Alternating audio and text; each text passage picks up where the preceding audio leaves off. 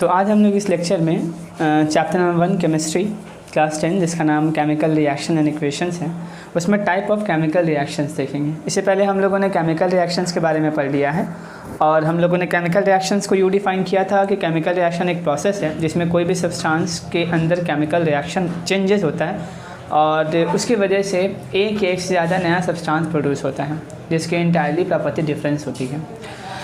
The process in which substance undergoes chemical changes to produce new substance with entirely new different property is called chemical reactions. Chemical reactions में हम लोगों ने उसके आगे और पढ़ा हम लोगों ने chemical reaction के characteristic क्या होते हैं and thereupon chemical equations. आज हम लोग उसके आगे नेक्स्ट टॉपिक पढ़ेंगे जिसका नाम है types of chemical reactions. Chemical reactions के टाइप्स के बारे में हमको पढ़ना है। ऑल्दो हमारे 10th क्लास के सिलेबस में there are total 5 type of chemical reaction in chapter 1 and 2 or 3 more type of reaction that we will study in chapter number 4 carbons compound. The 5 type of reaction that we are going to study in this chapter are the first combination reaction, which is also called synthesis reaction, decomposition reaction, displacement reaction, double displacement reaction, and finally oxidation reduction, that what we call redox reaction. We will discuss one by one in detail with more examples. First of all, we will discuss about the very first reaction, that is combination reaction. So what is combination reaction?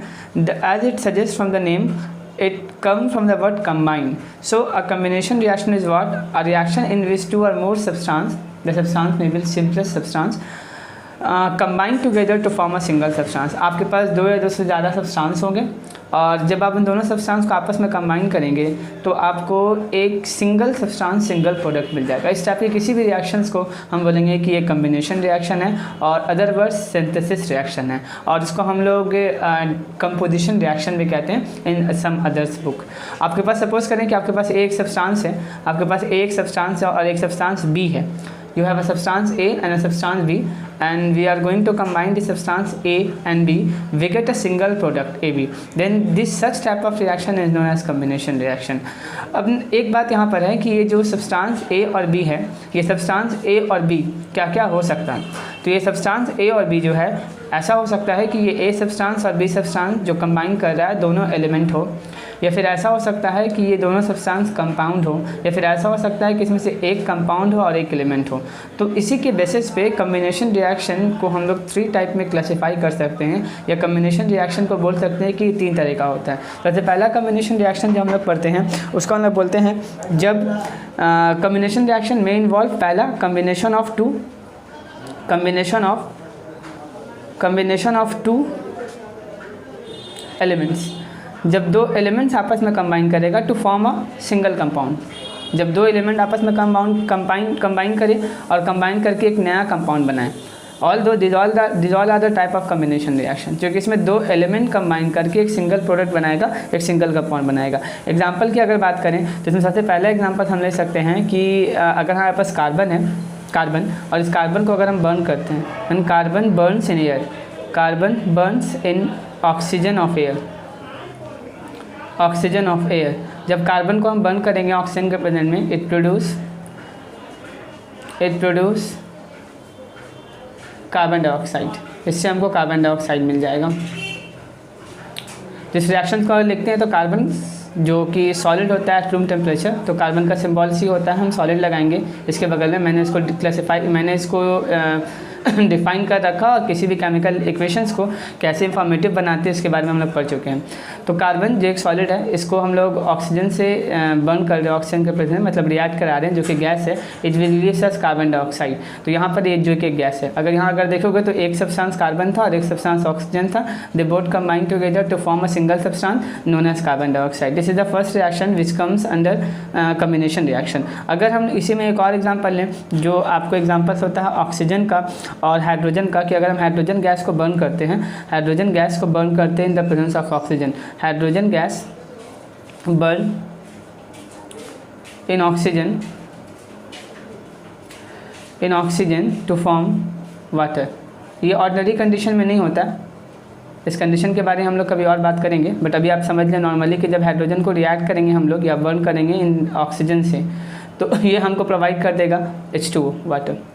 जो कि एक liquid है। तो यहाँ पर दो element आपस में कंबाइन करके कंपाउंड बनाया। This is example of chemical reaction when two element combine together. अगर हम लोग इसमें नेक्स्ट पार्ट लें, नेक्स्ट कि अभी दो एलिमेंट आपस में कंबाइन करके एक कंपाउंड बना रहा था, अब दो कंपाउंड ही आपस में कंबाइन करें और एक सिंगल कंपाउंड बनाए। कम्बिनेशन ऑफ टू कंपाउंड, आपके पास दो कंपाउंड होगा और ये दो कंपाउंड आपस में कंबाइन करेंगे और कंबाइन करके एक सिंगल प्रोडक्ट बनाएंगे, एक सिंगल कंपाउंड बनाएंगे। इसका अगर एग्जांपल हम बोलें तो पहले इसका एग्जांपल हम ले सकते हैं जो काफ़ी मोस्ट कॉमन एग्जांपल्स होता है, जिसमें अमोनिया गैस को अगर हम रिएक्ट करते हैं, आपके पास अगर अमोनिया गैस है, आपने नाम सुना होगा अमोनिया का NH3 फार्मूला होता है। अगर आपके पास अमोनिया गैस है और इस अमोनिया गैस कंबाइन विथ और react with hydrogen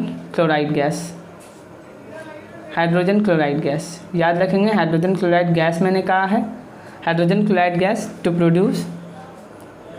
produce solid product ammonium chloride.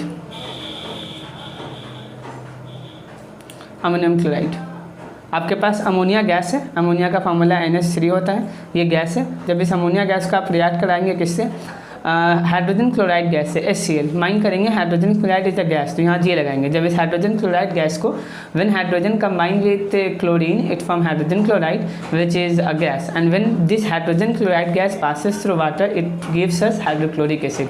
तो यहाँ पर वो हाइड्रोक्लोरिक एसिड नहीं है, हाइड्रोजन क्लोराइड गैस है।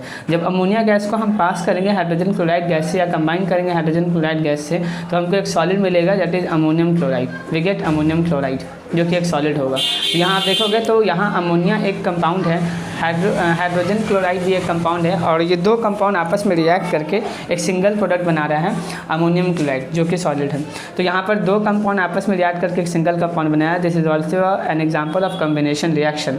अगर हम लोग नेक्स्ट बात करें एक और एग्जाम्पल को, सबसे बेस्ट सबसे कॉमन एग्जाम्पल जो होता है, जो एग्जाम में आपको पूछा ही जाता है और इसको आपको याद भी रखना चाहिए हर हाल में कम्बिनेशन रिएक्शन में, कि जब हम लोग वाटर को ऐड करेंगे, when water is added to calcium oxide. Calcium oxide का आपने नाम सुना होगा, इसको हम लोग क्विक लैम्प भी कहते हैं। ये एक्चुअली में आपको चूना होता है जो आप घर में वाइट वॉशिंग के लिए यूज़ किया जाता है, या फिर आप अगर दुकान वगैरह या पान जो खाते हैं हम लोग उसमें वो चूना डाला जाता है, वो एक्चुअली में एक सॉल्यूशन ऑफ कैल्शियम ऑक्साइड होता है। तो आपके पास कैल्शियम ऑक्साइड जो कि सॉलिड होता है, पाउडरी होता है। अगर आप देखो घर में वाइट वॉशिंग होता था पुराने घर में तो आपको ये दिखता होगा। कैल्शियम ऑक्साइड में जब पानी ऐड कर देते हैं, when we add water to calcium oxide, calcium oxide का कॉमन नेम क्विक लैम्प होता है। क्या प्रोड्यूस करता है? It produces calcium hydroxide. जब जैसे ही वाटर से रिएक्ट करेगा ये कैल्शियम हाइड्रोक्साइड बनाएगा, जिसको हम लोग स्लेक लाइम भी कहते हैं। इसका कॉमन नेम है स्लेक लाइम, आपको कॉमनली दिख जाएगा लिखा हुआ, या फिर नॉर्मली इसको लाइम वाटर भी कहते हैं। तो स्लेक लैम्प ये इसका फॉर्मेशन करेगा, स्लेक लैम्प का फॉर्मेशन करेगा और साथ में बहुत सारा एनर्जी रिलीज होगा along with a lot of heat. इसके अलावा बहुत सारा हीट प्रोड्यूस होगा। अगर इस एग्जांपल को आप देखोगे तो आपके पास कैल्शियम ऑक्साइड है, कैल्शियम ऑक्साइड जो कि सॉलिड है at room temperature, and when we react it with water, जब ये वाटर से रिएक्ट करेगा तो ये क्या बनाएगा? It form calcium hydroxide CaOH whole twice, जो कि एक्वस है। एक्चुअली में ये प्रेसिपिटेट होता है, लेकिन हम यहाँ पर एक्वस लिख रहे हैं। होता क्या है कि जब ये रिएक्ट होता है कैल्शियम ऑक्साइड वाटर से जब वाटर से रिएक्ट करता है तो इनिशियली ये पार्शली सॉल्युबल होता है, फुल्ली सॉल्युबल नहीं होता है। लेकिन जब हम ज़्यादा से ज़्यादा कैल्शियम ऑक्साइड इसमें रिएक्ट करते हैं वाटर से और उसको स्टर कर देते हैं तो वो कंबाइन हो जाता है, इसको एक्वस सॉल्यूशन बना देता है। But most of the time जब भी हम वाटर से कैल्शियम ऑक्साइड को रिएक्ट करते हैं सॉलिड बनाता है, प्रेसिपिटेट बनाता है एक्चुअली में, और साथ में हीट बहुत सारा प्रोड्यूस होता है। अब ये रिएक्शंस का अगर आप ध्यान से देखोगे तो यहाँ पर आपके पास एक कंपाउंड है और यहाँ पर भी एक कंपाउंड है, और दो कंपाउंड जब आपस में कंबाइन किया है तो एक सिंगल कंपाउंड बना रहा है। This is also an example of combination reaction. और ये एग्जांपल काफ़ी इंपॉर्टेंट है इसलिए क्योंकि इसी रिएक्शंस का यूज़ किया जाता है in order to white wash the wall of our house. ये जो एक सॉल्यूशन होता है कैल्शियम ऑक्साइड का, कैल्शियम ऑक्साइड जो आप देख लो, सॉल्यूशन मतलब aqueous solution of calcium oxide when it dissolve in water. I have already taught you कि when any substance dissolve in water it form aqueous. तो जब हम लोग aqueous solution of calcium oxide लेते हैं तो इस aqueous solution of calcium oxide को हम लोग वाइट वॉशिंग के लिए यूज़ करते हैं टू आवर वॉल। अब ये करता क्या है, जैसे ही हम लोग पानी में रिएक्ट कराते हैं कैल्शियम ऑक्साइड को, it form calcium hydroxide and this calcium hydroxide after applying on the wall it react slowly with the carbon dioxide present in the atmosphere and form a thin layer of calcium carbonate which have a white shiny appearance. तो आपको जो wall दिखता है वो clearly white shiny white wall दिखता है आपको। तो एक्चुअली में हम लोग जिसका यूज़ करते हैं वो कैल्शियम ऑक्साइड का यूज़ करते हैं, solution of calcium oxide, in order to white wash the wall. अगर इस बात का हम यहाँ नोट बना के लिखें और इस रिएक्शंस को हम लिखते हैं तो पहले यहाँ पे एक नोट बनाते हैं और इस नोट बनाने में ये लिखते हैं हम लोग कि एक सॉल्यूशन ऑफ, ये एग्ज़ाम में क्वेश्चन आता है, और solution of calcium oxide is used for whitewashing the wall.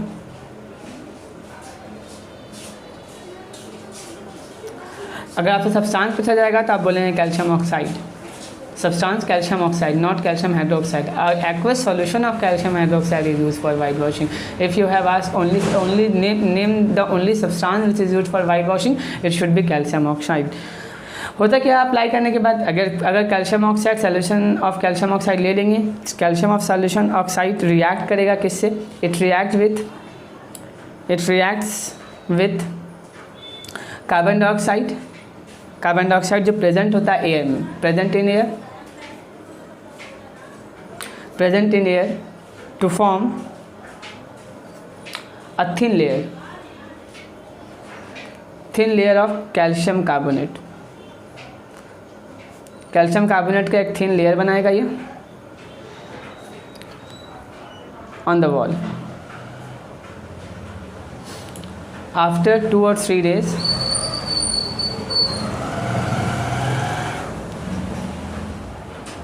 calcium carbonate gives the shiny finish to the wall. इस रिएक्शन का हम लोग देखते हैं कैसे लिखा सकते हैं। तो आपके पास क्या है, आपके पास सॉल्यूशन ऑफ कैल्शियम ऑक्साइड है। सॉल्यूशन ऑफ कैल्शियम ऑक्साइड का मतलब कैल्शियम हाइड्रोक्साइड है, और इस कैल्शियम हाइड्रोक्साइड को आप वॉल पे जब आप अप्लाई कर दोगे तो ये वॉल हवा के कार्बन डाइऑक्साइड गैस से रिएक्ट कर जाएगा, ये एक्वस है, और कार्बन डाइऑक्साइड से रिएक्ट करने के बाद ये बनाएगा कैल्शियम कार्बोनेट CO3 जो सॉलिड है। ये कैल्शियम कार्बोनेट है,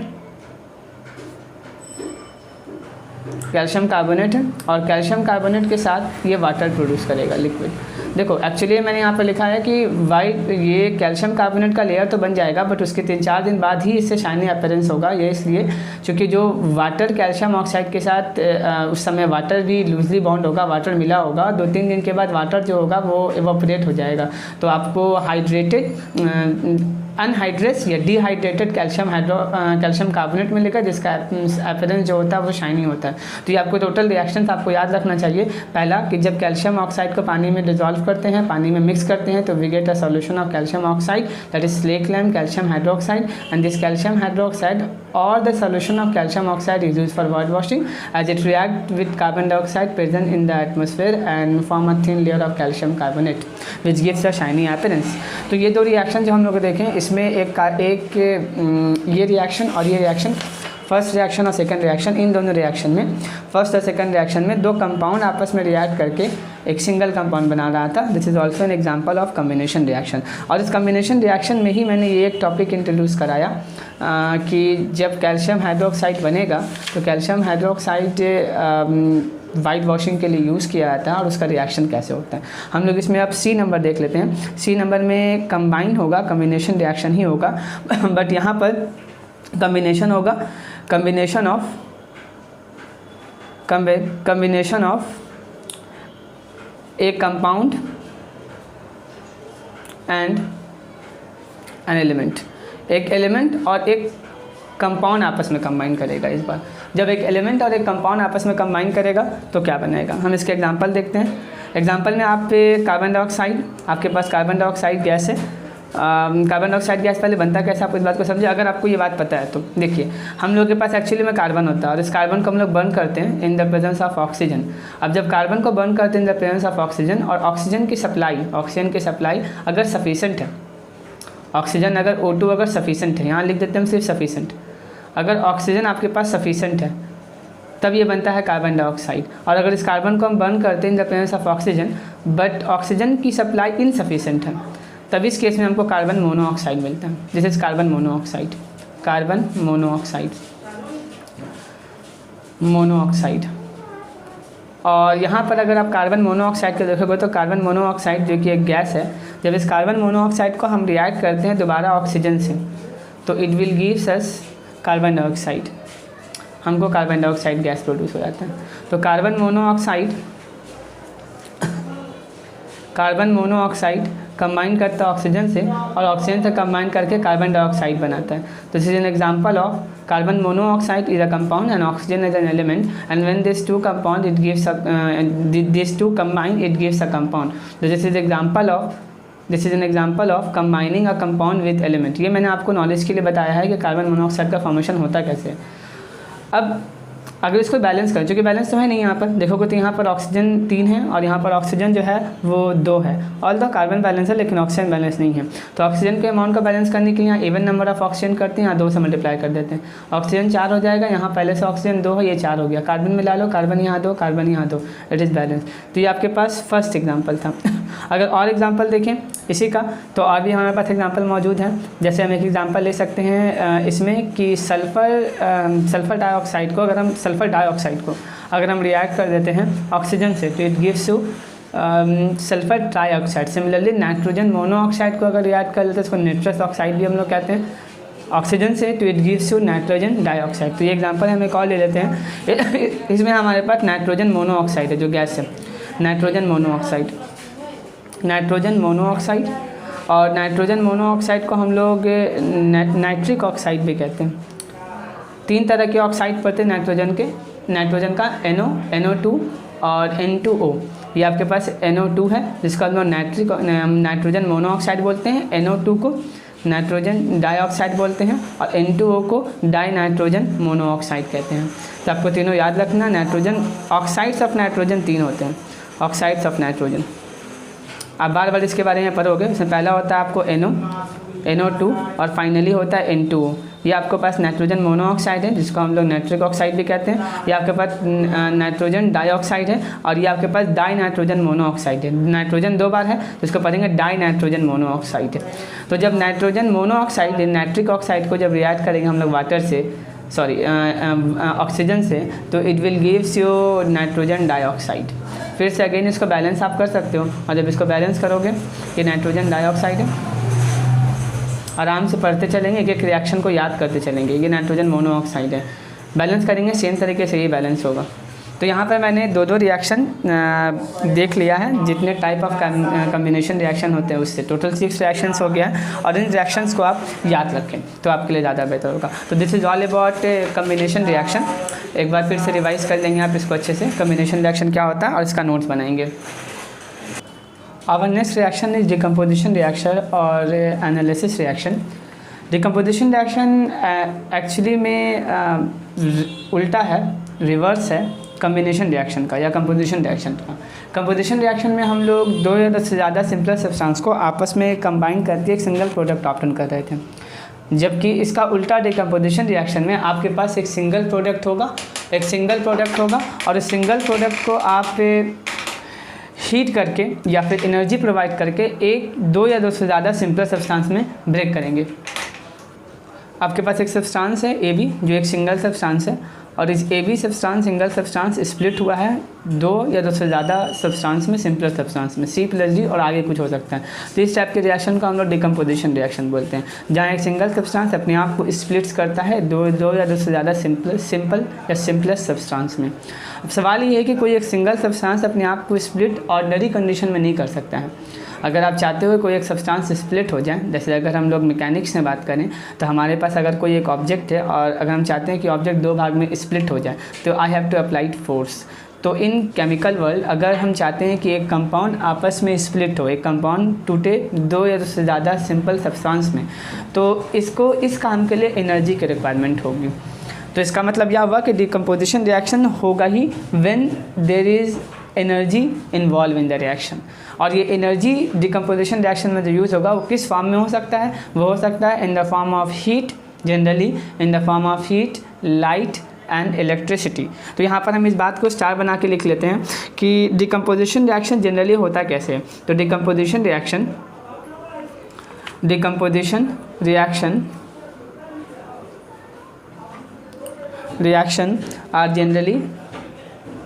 are generally taken place when energy in the form of heat, light and electricity is supplied.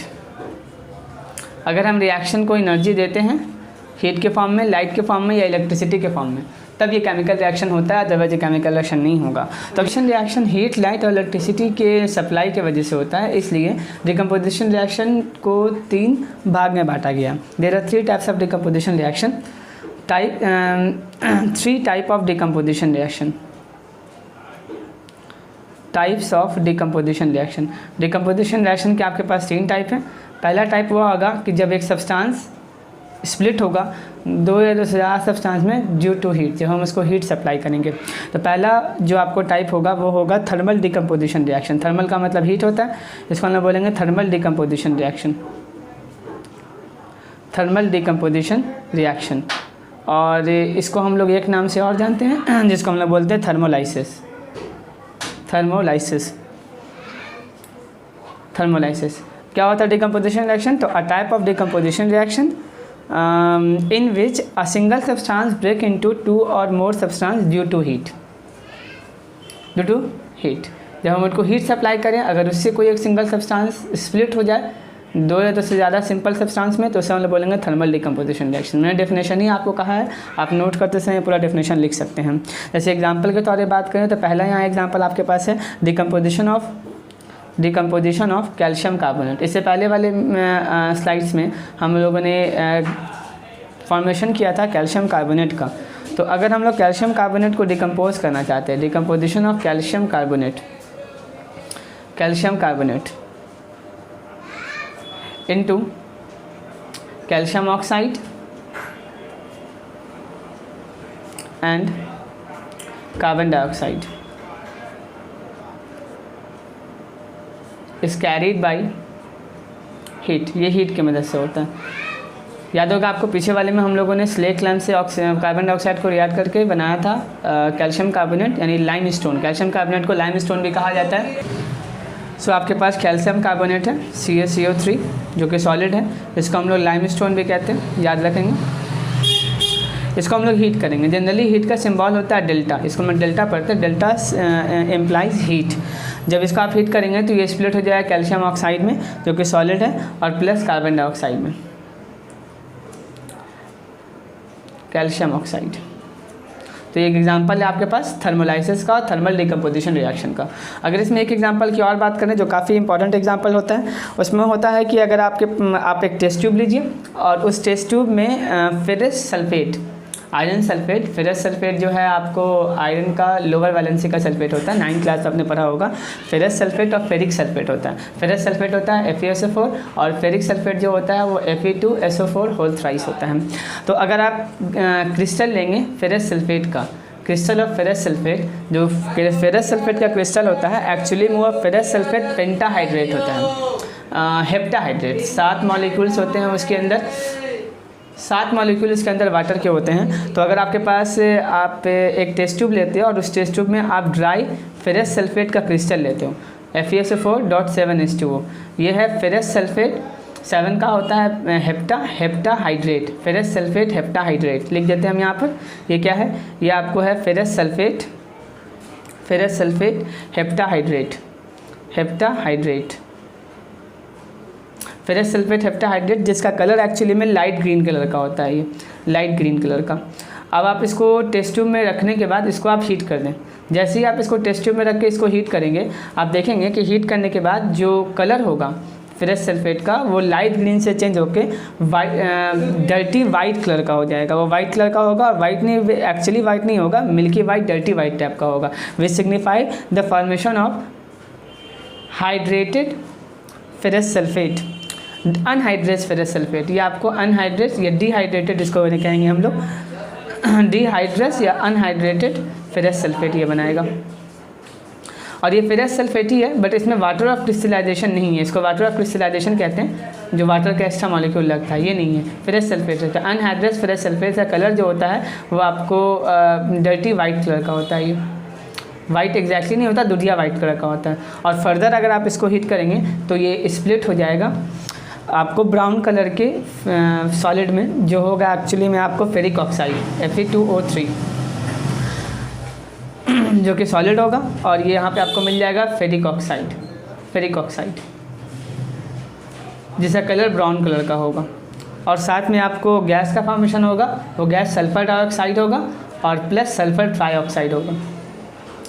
तो जब आप ये रिएक्शन करेंगे तो आप फेरस सल्फेट हेप्टाहाइड्रेट का क्रिस्टल लेंगे जो लाइट ग्रीन कलर का होगा, टेस्ट ट्यूब में रख के हीट करेंगे, उसका कलर चेंज होकर डर्टी वाइट हो जाएगा, which signify formation of anhydrous ferrous sulphate और डिहाइड्रेटेड फेरस सल्फेट। और on further heating it converts into ferric oxide which is brown colour fumes और ashes along with the formation of two gases, sulfur dioxide and sulfur trioxide। Next जो हमारे पास decomposition reaction का type है वो वैसा decomposition reaction है जो carried out होता है ड्यू टू लाइट, तो उसको हम लोग बोलते हैं फोटोलाइसिस या फोटो डिकम्पोजिशन रिएक्शन। तो अगला हम लोग डिकम्पोजिशन रिएक्शन में देखेंगे, उसका नाम है फोटो डिकम्पोजिशन रिएक्शन। फोटो का मतलब लाइट होता है, photo decomposition reaction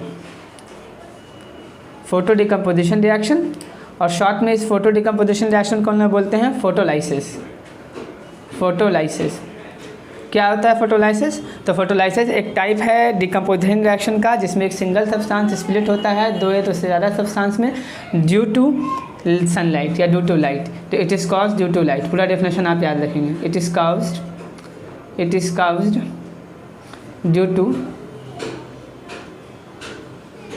due to light.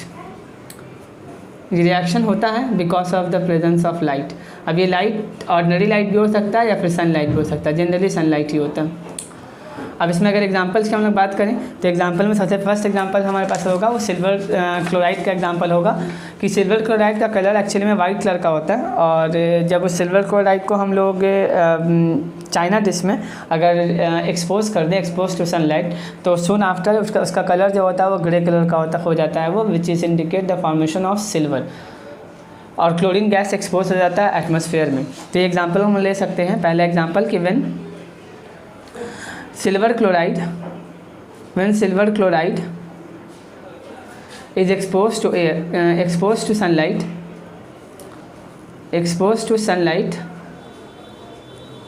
it decomposes to silver and chlorine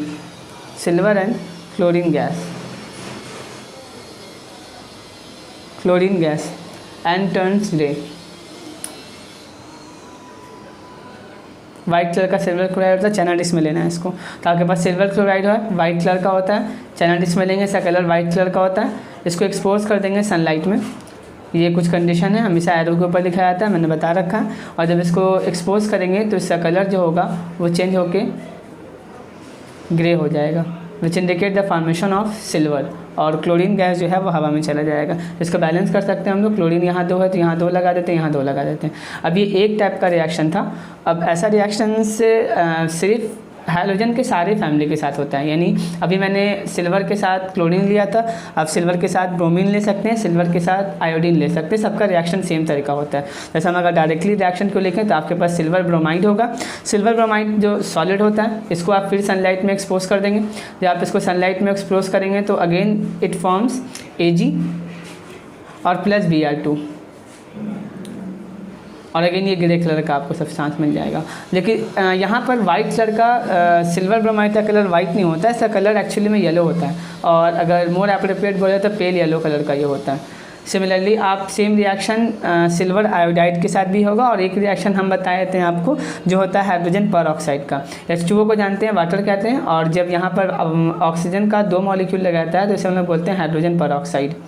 hydrogen पर ऑक्साइड, अब ये हाइड्रोजन पर ऑक्साइड को जब आप एक्सपोज करोगे सनलाइट में, तो व्हेन हाइड्रोजन पर ऑक्साइड एक्सपोज टू सनलाइट, जैसे ही आप हाइड्रोजन पर ऑक्साइड को एक्सपोज करोगे सनलाइट में, इट कन्वर्ट इनटू वाटर, ये वाटर में कन्वर्ट होगा along with the formation of oxygen gas, साथ में ऑक्सीजन का फॉर्मेशन होगा।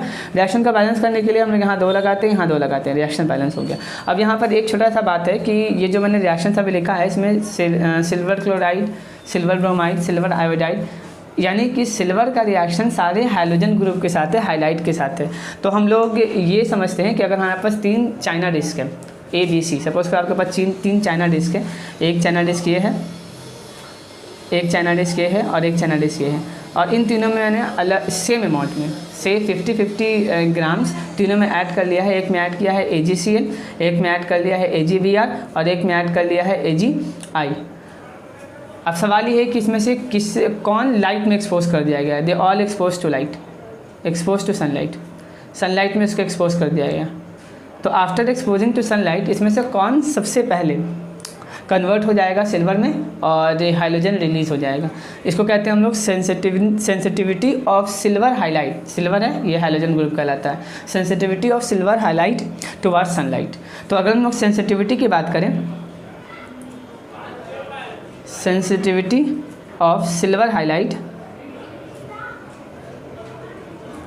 टुवर्ड्स सनलाइट, सनलाइट के में जो सेंसिटिविटी होता है उसका जो ऑर्डर्ड होता है वो कुछ ऐसा होता है। AgBr, सबसे पहले AgBr आपको डिकम्पोज होगा, उसके बाद AgCl डिकम्पोज होगा, उसके बाद AgI डिकम्पोज होगा। इसको हमेशा हम लोग को याद रखना चाहिए। और एक बात और याद रखना है इसमें कि ये जो भी रिएक्शन आप करते हो डिकम्पोजिशन रिएक्शन, उसमें ये डिकम्पोजिशन रिएक्शन जो होता है आपको फोटो डिकम्पोजिशन रिएक्शन, ये एक्सोथर्मिक नेचर का होता है। तो यहाँ पर आप स्टार बना के लिख सकते हो कि it is exothermic in nature, it is exothermic in nature, and we have already discuss about exothermic reaction in which heat is released. वैसा रिएक्शन इसमें हीट रिलीज होता है। अब इसके बाद हम लोगों का नेक्स्ट जो टॉपिक है वो है सी वाला, सी नंबर। जैसे कि अभी हम लोगों ने लाइट से देख लिया लाइट से देख लिया, फोटो डिकम्पोजिशन रिएक्शन हो गया, हीट देख लिया, आपको थर्मल डिकम्पोजिशन रिएक्शन। तीसरा जो आपको रिएक्शन बनता है, थर्ड टाइप्स ऑफ रिएक्शन, वो इलेक्ट्रिसिटी से, कि अगर इलेक्ट्रिसिटी पास कर दें किसी सब्सटेंस से और तब उसका अगर वो स्प्लिट हो जाए, डिकम्पोज हो जाए, तो उस टाइप के रिएक्शन को हम बोलते हैं electrolytic decomposition reaction. Electrolytic decomposition reaction, decomposition reaction, और it is also called electrolysis. Electrolysis, आपने छोटे क्लास में इलेक्ट्रोलाइसिस का नाम सुना होगा। अभी हम लोग electrolysis of water as well as electrolysis of sodium chloride देखेंगे। सो हम लोग इलेक्ट्रोलाइटिक डिकम्पोजिशन रिएक्शन को कुछ इस तरह से डिफाइन कर सकते हैं कि it is a type of decomposition reaction in which a single substance split और break into 2 or more substance due to passing electricity through the substance when it is in molten state और in aqueous state. तो normally अगर एक line में definition लिखा है तो लिखेंगे हम लोग it is caused by passing electricity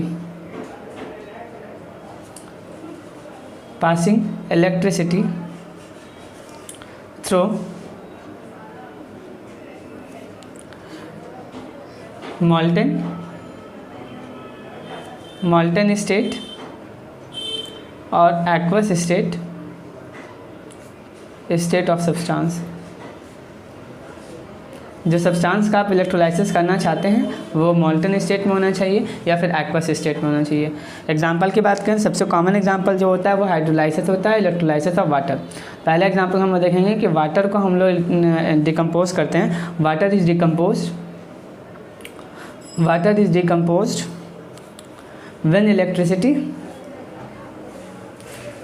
when electricity is passed pass through acidulated water, क्योंकि वाटर एक बैड कंडक्टर ऑफ इलेक्ट्रिसिटी होता है, तो उसमें हम लोग एसिड ऐड करते हैं, और जब एसिड ऐड करते हैं तो वाटर डिकम्पोज होता है। अगर डायरेक्टली हम लोग रिएक्शन लिखें तो ये होता है H2O, जो कि लिक्विड होता है, और जब इससे हम लोग इलेक्ट्रिक करंट पास करते हैं,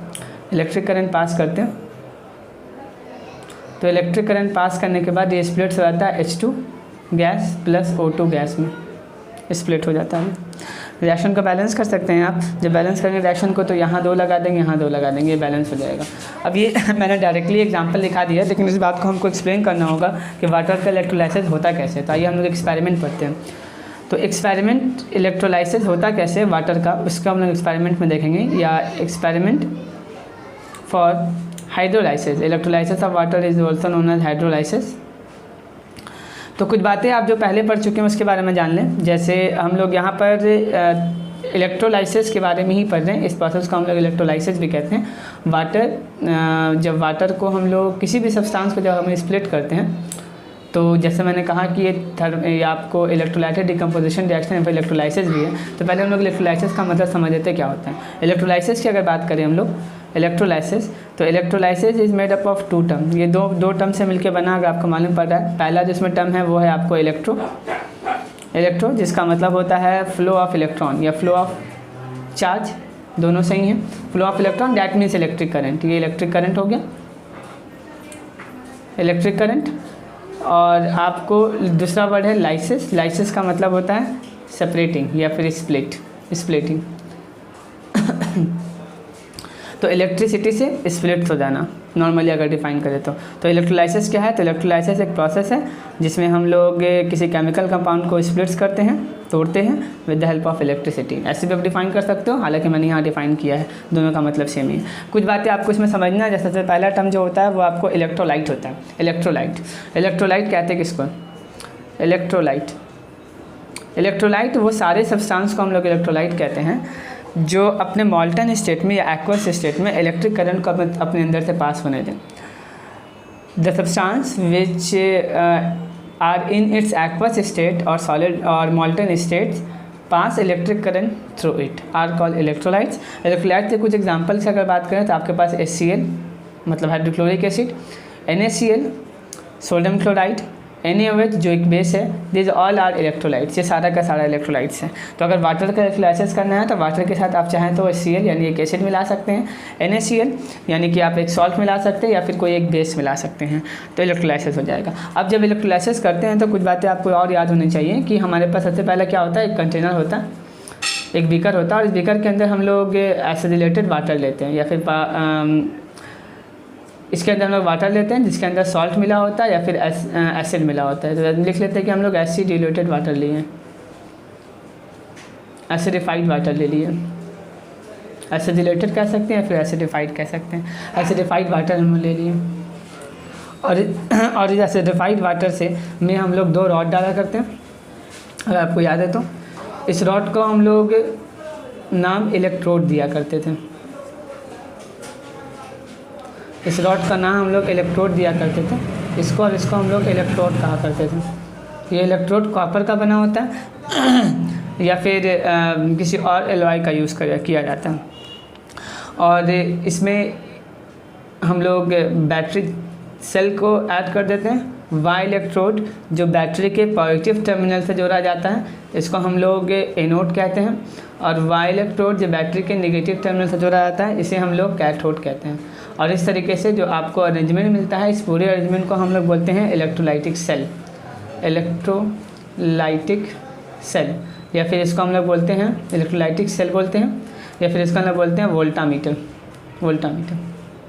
इस पूरे अरेंजमेंट को हम लोग बोलते हैं वोल्टामीटर या फिर इलेक्ट्रोलाइटिक सेल। और यहाँ पर हम लोग करने क्या जाए, इलेक्ट्रोलाइसिस ऑफ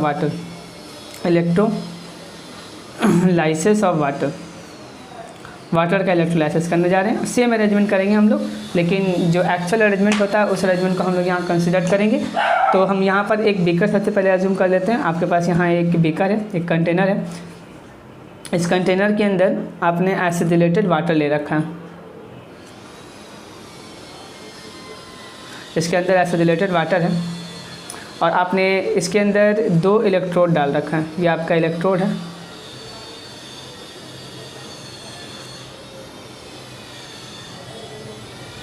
ये आपका 2 इलेक्ट्रोड है और इस इलेक्ट्रोड में इन्वर्टेड, यहाँ पर आपको कॉर्क लगा हुआ, ये आपका कॉर्क है जिस कॉर्क में ये फिटेड है, और यहाँ पर आपको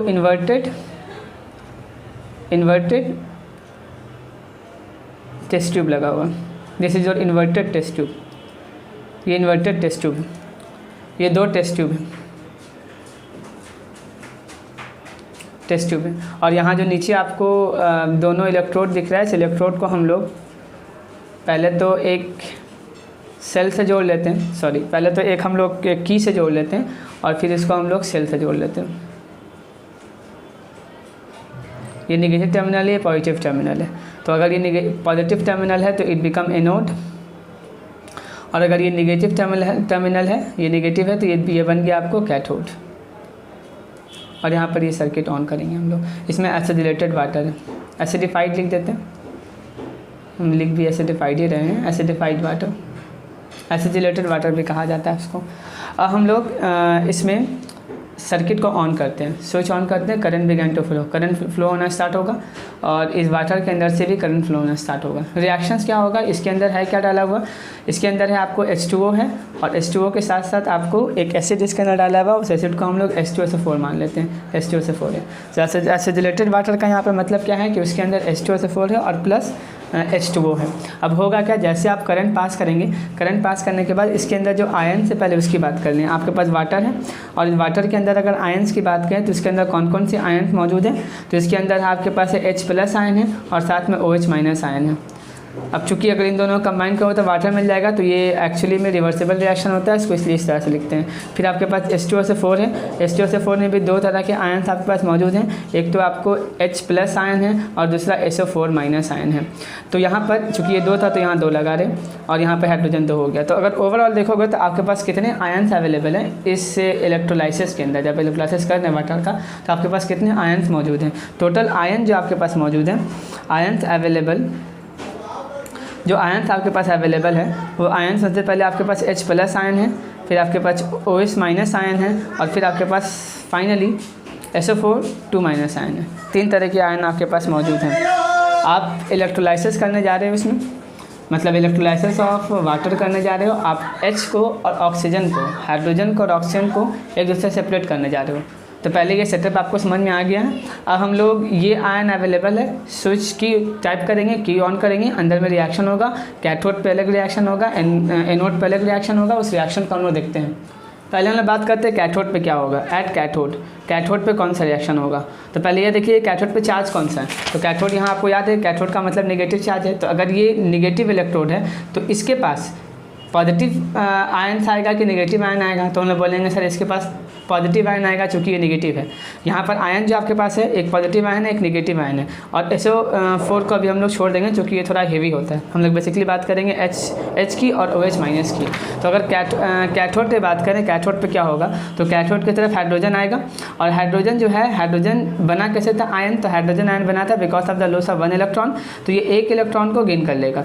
जब ये 1 इलेक्ट्रॉन में गेन करेगा तो ये H एटम बन जाएगा, H एटम बन जाएगा। इस तरीके से एक दूसरा हाइड्रोजन एटम आएगा, हाइड्रोजन आयन आएगा, वो 1 इलेक्ट्रॉन गेन कर लेगा रिएक्शंस में से और फिर से वो H बनेगा। और 2 बार अगर H आपस में ऐड हो जाएगा तो ये H2 बन जाएगा, जो आपके पास हाइड्रोजन गैस है।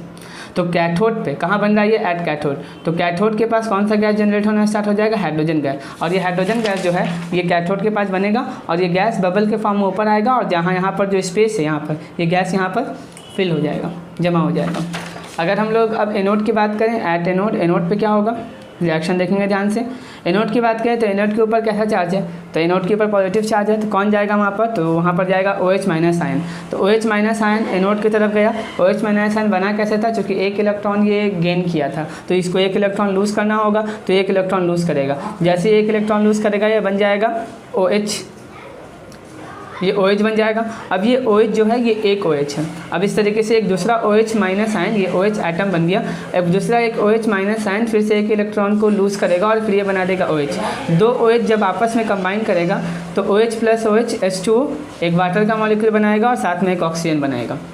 तो वाटर तो पानी में डिजॉल्व हो जाएगा और एक सिंगल एटम मिलेगा ऑक्सीजन का। फिर से ये सारा प्रोसीजर, मतलब 2 OH माइनस मिला, 2 OH एटम मिला, 2 OH माइनस आयन एक इलेक्ट्रॉन को, यानी 2 इलेक्ट्रॉन को पहले क्या किया वो लूज़ किया, तो OH प्लस OH बनाया, फिर एक ऑक्सीजन मिला। फिर यही प्रोसेस दोबारा होगा, 2 और OH माइनस आयन रिपीट करेंगे इस प्रोसेस को, इंटू 2 कर देते हैं, इस पर ये प्रोसेस रिपीट होगा और रिपीट होकर आपको फिर से 2 बार ऑक्सीजन मिल जाएगा। तो ऑक्सीजन प्लस ऑक्सीजन जब कंबाइन होगा तो ये O2 मिल जाएगा। फिर से बोल रहे हैं, सुनिए, ध्यान रखेंगे। OH माइनस आयन एक इलेक्ट्रॉन को लूज़ करेगा, OH बनाएगा, फिर अगला OH बनाएगा, तो 2 OH मिलेगा, मिलकर बनेगा सिंगल ऑक्सीजन। फिर यही काम 2 OH माइनस आयन फिर से 2 इलेक्ट्रॉन को लूज़ करेगा और 2 OH बनाएगा और फिर यह कंबाइन होकर एक ऑक्सीजन प्रोड्यूस करेगा। मतलब 2 वाटर का मॉलिक्यूल सॉल्यूशन में प्रोड्यूस हो जाएगा और 2 ऑक्सीजन आपस में कंबाइन करके O2 बन जाएगा और ये मिलेगा कहाँ पर, एट एनोड, ये एनोड पे मिलेगा। तो ऑक्सीजन हमको कहाँ मिलना स्टार्ट होगा, एनोड पे, यहाँ पर। और ये चूँकि ऑक्सीजन का बबल बनेगा इसके अंदर और ये ऊपर जाएगा और यहाँ पर ऑक्सीजन जमा होना स्टार्ट हो जाएगा, यहाँ H2 जमा होना स्टार्ट हो जाएगा, यहाँ ऑक्सीजन जमा होना स्टार्ट हो जाएगा। और हम केयरफुली इस दोनों टेस्ट ट्यूब को बाहर की तरफ निकाल लेंगे और उसको उसके ढक्कन को कॉर्क से क्लोज कर देंगे और उन दोनों में हमारे पास गैस आ जाएगा। एक में हाइड्रोजन गैस आ जाएगा, एक में ऑक्सीजन गैस आ जाएगा। टेस्ट कर सकते हैं हम दोनों गैस को। Hydrogen gas burn with POP sound, pop sound, and oxygen gas support convention, इस कन्वेंशन को सपोर्ट करेगा। अब अगर इस ओवरऑल रिएक्शन को हम एक साथ लिखें, तो मैंने पहले ये बता रखा है, इस सारे को अगर एक साथ लिखें जो यहाँ पर हुआ था, तो इसको एक साथ लिखेंगे तो इन सब के बदला हम ऐसा लिख सकते हैं कि 4 OH माइनस था, आयन था, और ये 4 इलेक्ट्रॉन को लूज़ किया था और ये बनाया क्या था, 4 OH बनाया था। और जब ये 4 OH आपस में कंबाइन किया, जब ये 4 OH आपस में कंबाइन किया तो कंबाइन होने के बाद 2 वाटर का मॉलिक्यूल बनाया था और साथ में O2 बनाया था। तो ओवरऑल रिएक्शन क्या हो गया आपके पास, मैंने पहले भी लिख रखा है।